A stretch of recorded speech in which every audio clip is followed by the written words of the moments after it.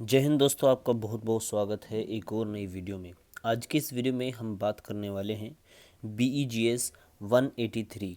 तो बहुत ही महत्वपूर्ण आपका ये सब्जेक्ट है और काफ़ी ज़्यादा स्टूडेंट्स को, यानी लगभग सभी स्टूडेंट्स को मैं कह सकता हूँ, लगभग 80% स्टूडेंट्स ऐसे हैं जिनको इसमें प्रॉब्लम है। वो इसको कवर नहीं कर पा रहे हैं, बहुत ज़्यादा परेशान हैं कि किस तरीके से इसको, इनके क्वेश्चन को लिखेंगे किस तरीके से, क्योंकि इंग्लिश है और बहुत से स्टूडेंट्स इतना इंटरेस्ट नहीं रखते इंग्लिश में, या इनका इतनी अच्छी इंग्लिश नहीं होती। ठीक है, तो उन्हीं स्टूडेंट्स के लिए मैं यहाँ पर कुछ लेकर आया हूँ जो काफ़ी महत्वपूर्ण है और आपकी काफ़ी ज़्यादा मदद करने वाला है आपके एग्ज़ाम में। देखिए, यहाँ पर एक सीरीज़ लाया हूँ मैं आपके लिए, जिसमें हम BEGS 183 जो आपका सब्जेक्ट है, उसमें हम क्या करेंगे कि जो भी मुझे महत्वपूर्ण क्वेश्चन लगते हैं और प्रीवियस क्वेश्चन पेपर आए हुए हैं आपके एग्ज़ाम में, यहाँ पर उन सभी को मैं कवर कराने जा रहा हूँ। लगभग 10 से 15 क्वेश्चन इसको मैं कराऊंगा। देन इसके बाद एक वीडियो, कुछ वीडियो और आएंगी। ये एक वीडियो में कवर नहीं कराऊंगा मैं, हर एक वीडियो में लगभग 2 क्वेश्चन कवर कराते चलेंगे। इस तरीके से हमारी 3 4 या 5 6 वीडियो हो सकती हैं। देन उसके बाद मैं एक काम करूँगा कि जो BEGS 183 की मुझे लगेंगी आप महत्वपूर्ण टॉपिक्स हैं या कुछ इम्पोर्टेंट यूनिट्स हैं, या आप मुझे सुझा सकते हो या आप मुझे सजेस्ट कर सकते हो हमारी कमेंट बॉक्स में। तो वहाँ पर जो भी आप सजेस्ट करोगे या फिर जो मुझे लगता है कि प्रीवियस क्वेश्चन पेपर में आए हुए हैं किसी यूनिट से ज़्यादा क्वेश्चन, तो उस यूनिट को, साथ ही महत्वपूर्ण टॉपिक को मैं एक कुछ अलग वीडियोस बनाऊंगा 2 3, उसमें कवर करा दूंगा। ठीक है। सॉरी। उसके बाद मैं जो इसका बोलते हैं कि प्रीवियस क्वेश्चन पेपर है एक मेरे पास, उसको हम अच्छे से उसको देखेंगे। ठीक है, उसमें उसके बारे में हम डिस्कस करेंगे, इसके पैटर्न के बारे में, किस तरीके से आपको एग्ज़ाम लिखना है, क्या क्या चीज़ों का ध्यान रखना है सिर्फ इस क्वेश्चन पेपर के बारे में, क्योंकि काफ़ी ज़्यादा स्टूडेंट्स को प्रॉब्लम होती है इंग्लिश के एग्ज़ाम को देने में। तो कहीं ना कहीं स्टूडेंट्स की डिमांड बहुत ज़्यादा थी, मेरे पास भी लगातार कमेंट आ रहे हैं कि BEGS 183 के बनाइएगा इंग्लिश का जो है। तो इसी वजह से मैंने ये सोचा है कि आपका एक कंप्लीट इस तरीके से हो जाएगा, क्योंकि जो महत्वपूर्ण क्वेश्चंस हैं वो भी हो जाएंगे, प्रीवियस क्वेश्चन पेपर हैं वो भी लगभग हम करा ही रहे हैं। ठीक है, उसके बाद जो मुझे लगता है महत्वपूर्ण टॉपिक्स हैं, ये यूनिट्स हैं, उनको कराने वाले हैं। और आपके एग्ज़ाम पॉइंट ऑफ व्यू से सभी तरह की चीज़ें, जैसे किस तरीके से आपको एग्ज़ाम लिखना है, कितने नंबर का एग्ज़ाम होगा, ठीक है, कितने क्वेश्चन करने हैं, वो हम एक पूरा क्वेश्चन पेपर लेकर उसके बारे में डिस्कस करेंगे। साथ ही क्वेश्चन पेपर के आंसर को भी थोड़ा देख लेंगे। तो इस तरीके से सभी डाउट आपके सोल्व हो जाएंगे। आपको कुछ नहीं करना, सिर्फ लास्ट तक हमारे साथ वीडियो में बने रहिएगा। इस वीडियो में हम 2 क्वेश्चन को कवर करने जा रहे हैं। वीडियो को स्टार्ट करते हैं बिना देरी की। चलिए स्टार्ट करते हैं। देखिए दोस्तों, पहला जो क्वेश्चन लिया गया है यहाँ पर है क्रिटिकल थिंकिंग स्ट्रेटजीज़, यानी क्रिटिकल थिंकिंग स्ट्रेटजीज़ जो कि आपकी गुड राइटिंग स्किल्स को, यानी जो राइटिंग स्किल्स है उसको अच्छा करती हैं, कौन सी होनी चाहिए, क्या चीज़ें आपको ध्यान रखनी चाहिए। चलिए, तो सबसे पहले यहाँ पर देख लेते हैं ये answer. Critical thinking strategies for good writing skills when you being drafting your एसे और असाइनमेंट। ठीक है, एसे, असाइनमेंट, स्टोरी, या फिर इस तरीके से 3 चीज़ें हैं। ठीक है, जब भी आप देखिए, इसका सीधा मैं आपको मतलब नहीं बता रहा हूँ, यानी मतलब सॉरी, मीनिंग नहीं बता रहा हूँ, क्योंकि वो चीज़ें आप भी कर सकते हो। यहाँ से कॉपी करोगे, गूगल ट्रांसलेटर में डाल लोगे, उसके बाद जो मीनिंग निकलेगा उसको पढ़ लोगे। तो इस तरीके से चीज़ें बिल्कुल भी समझ नहीं आ सकती। हो सकता है कुछ छात्रों के 10-5% समझ में आ जाए, लेकिन जो चीज़ें मैं समझाऊंगा आपको, वो वहाँ से नहीं मिल सकती आपको ट्रांसलेट करने के बाद। ठीक है, चलिए मैं इसको समझाता हूँ। मैं सीधा आपको मतलब नहीं बता रहा हूँ, मीनिंग नहीं बता रहा हूँ, सॉरी, मतलब इसका समझाने की कोशिश कर रहा हूँ। देखिए, इसमें बताया गया है कि जो भी आप असाइनमेंट, स्टोरी, ऐसे इस तरह की कोई भी रचना करते हो एज अ राइटर, तो तब आपको किन किन चीज़ों का ध्यान रखना चाहिए। आपको सबसे पहले क्रिटिकल थिंकर बनना चाहिए।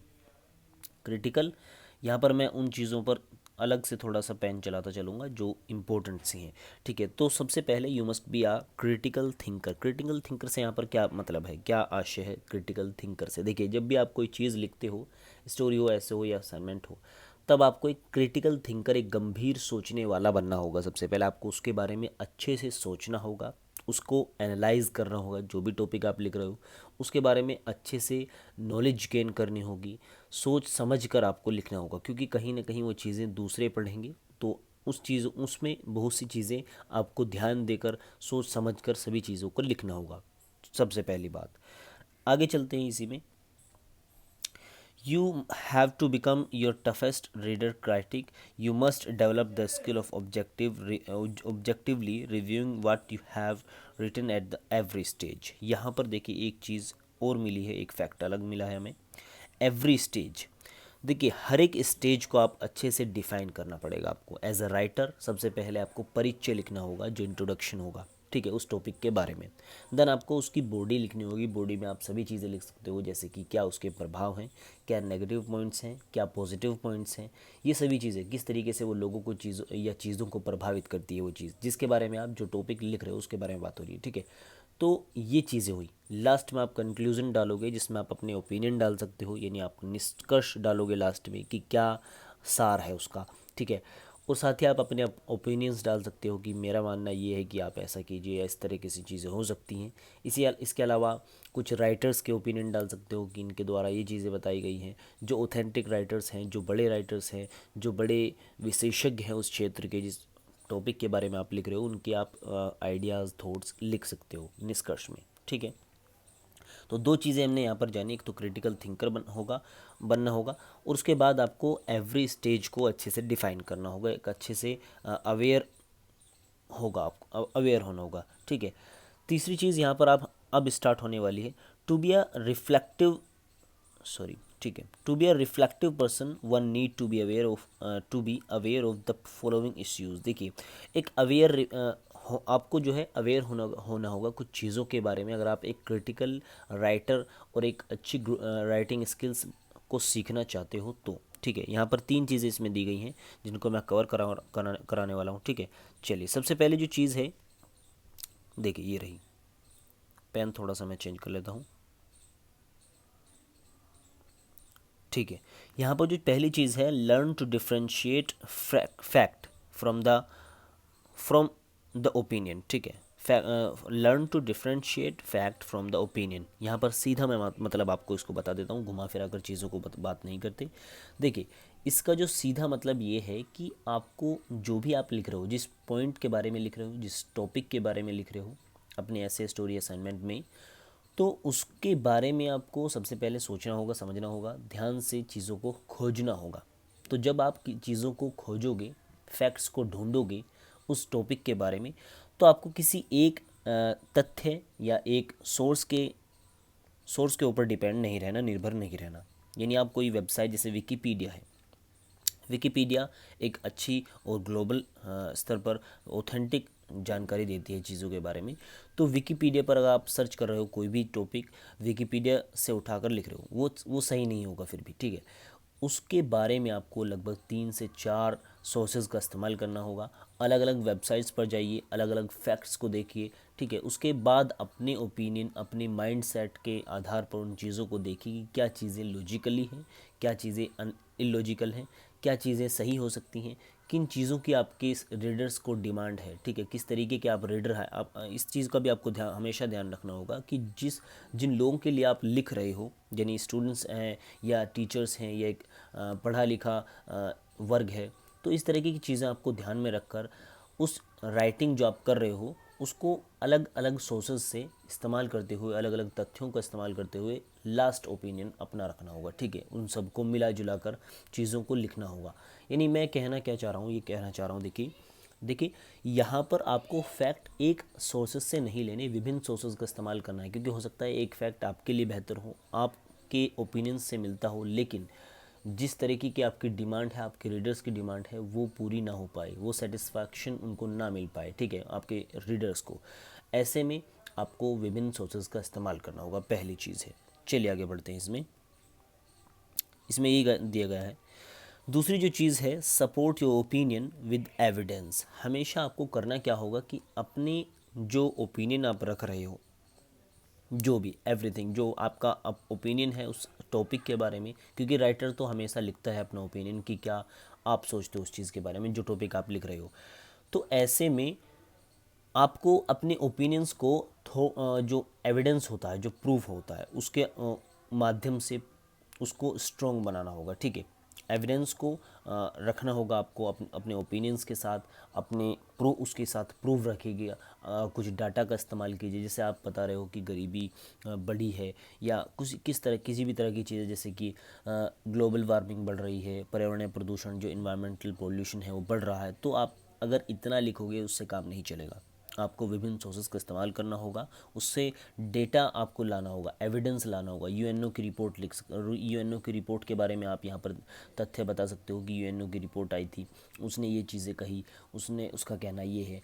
या जो बड़े बड़े पर्यावरणविद हैं, ठीक है, जो विशेषज्ञ हैं पर्यावरण के, अगर आप पर्यावरण पोल्यूशन के बारे में लिख रहे हो तब बातें बता रहा हूँ, वरना जिस टॉपिक के बारे में आप लिख रहे हो उसके कहीं ना कहीं बड़े विशेषज्ञ होंगे या कोई ऐसी संस्था होगी जो उस पर्टिकुलर टॉपिक पर काम कर रही है, जैसे सतत विकास हुआ। इस तरह की बहुत सी संगठन हैं, बहुत से ऑर्गेनाइजेशंस हैं जो सतत विकास यानी सस्टेनेबल डेवलपमेंट पर काम कर रहे हैं, तो उनकी रिपोर्ट ऑथेंटिक होती है बिल्कुल, क्योंकि वो बड़े स्तर पर सर्वे कराते हैं, रिसर्च करते हैं।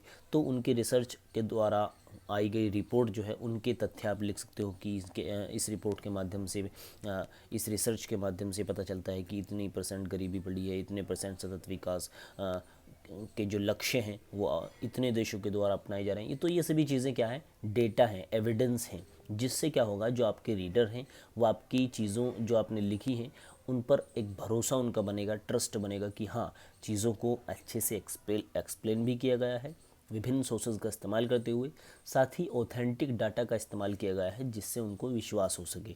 ठीक है, आई होप कि चीज़ें आप तक सीधे माइंड पर तक पहुंच रही हैं आपकी। मैं जितनी आसान भाषा में हो सकता है उतना आपको समझाने की कोशिश कर रहा हूँ। मतलब मेन जो लक्ष्य है मेरा वो यही है कि आपको चीज़ें समझाई जाएं, क्योंकि बीए सेकंड ईयर में हो, सेकंड ईयर का सब्जेक्ट है और आप बीए सेकंड ईयर में हो, तो ऐसे में चीज़ों को समझने के लिए इतनी सरल भाषा का उपयोग करना बहुत है। हाँ, लिखना आपको खुद होगा इसके बारे में, ठीक है। आप इसमें थोड़ा सा इससे कुछ वर्ड्स ले सकते हो, कुछ लाइंस ले सकते हो, लेकिन रटना नहीं है, समझना है चीज़ों को। देन आप पे इंग्लिश इतनी आती ही होगी कि आप लिख सको इसके बारे में बनाकर, ठीक है। बनाकर लिखनी चीज़ें होती हैं, अपनी बातें आप अपने ओपिनियन लिख सकते हो, बस आपको यहाँ से थॉट्स उठाने हैं, यहाँ की चीज़ें उठानी, आइडियाज़ उठाने हैं। नेक्स्ट जो पॉइंट है इसी में, evaluate the strength of your evidence, यानी जो भी आप एविडेंस, जो भी आप प्रूफ इस्तेमाल कर रहे हो वो पावरफुल होना चाहिए। Just a minute.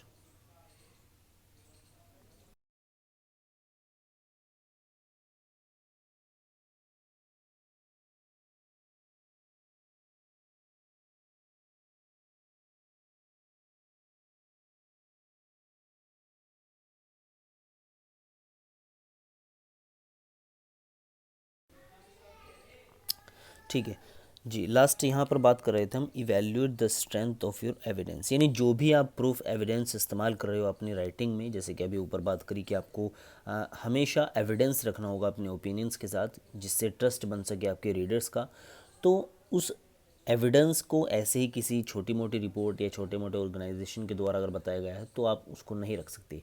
आपको उसकी स्ट्रेंथ बढ़ानी होगी, उसकी पावर किस तरीके से बढ़ेगी कि वो अच्छे से अच्छे ऑर्गेनाइजेशन जो उस क्षेत्र का सबसे बड़ा ऑर्गेनाइजेशन हो, या उस क्षेत्र में कुछ बड़े लोग हों, विशेषज्ञ हों, साइंटिस्ट हों या रिसर्च खोजकर्ता हों, उनके थॉट्स आप लिख सकते हो। क्योंकि जितनी बड़ी चीज़ें, जितनी फेमस चीज़ें उसमें आएंगी तो लोगों को लगेगा हाँ ये चीज़ें ऑथेंटिक डाटा है, और जो ट्रस्टेड ऑर्गेनाइजेशंस हैं या ट्रस्टेड रिसर्च करता है उनसे ली गई है। तो अपने हमेशा एविडेंस को स्ट्रॉन्ग बनाइएगा, कहने का मतलब ये है। चलिए यहाँ पर इसको कंप्लीट करते हैं, क्योंकि वीडियो काफ़ी लंबी हो गई है, 13 से 14 मिनट की ऑलरेडी हो गई है। तो एक क्वेश्चन यहाँ पर कंप्लीट हो गया है। नेक्स्ट जो क्वेश्चन है, what are homonyms and homophones, इसको मैं अच्छे से अगली वीडियो में डिफाइन करूँगा। मिलते हैं अगली वीडियो में, तब तक के लिए गुड बाय। वीडियो को लाइक और शेयर करना ना भूलें, साथ ही चैनल को सब्सक्राइब करें। हर एक वीडियो को लास्ट तक देखें। मिलते हैं अगली वीडियो में।